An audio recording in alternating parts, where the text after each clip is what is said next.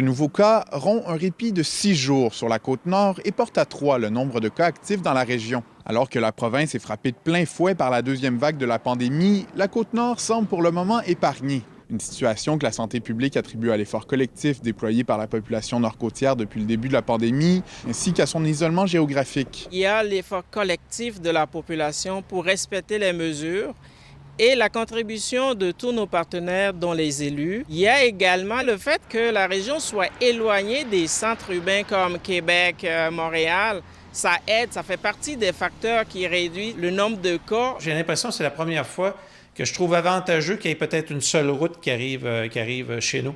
Avec le passage au niveau d'alerte maximale de 2 régions mitoyennes à la Côte-Nord, le Saguenay et Charlevoix, tant la santé publique que les élus invitent la population à la plus grande vigilance. Nous sommes inquiets parce qu'autour de la région, il y a quand même un grand nombre de cas.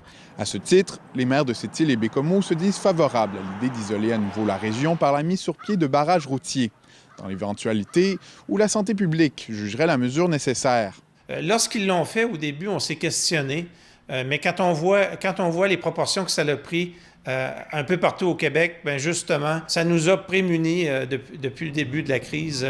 À mon avis, ça a été un des points forts qui a fait en sorte qu'on a évité le pire jusqu'à maintenant sur la Côte-Nord. Dès le début, on avait pris ça au sérieux, puis ça a eu clairement un impact auprès des citoyens. Donc, on souhaite intensifier les contrôles à l'entrée de la région de la Côte-Nord, que ce soit par Tadoussac, Sacré-Cœur, mais aussi par Matane-Godbout, évidemment. À ce jour, seuls 2 décès en lien avec la COVID-19 ont été enregistrés dans la région.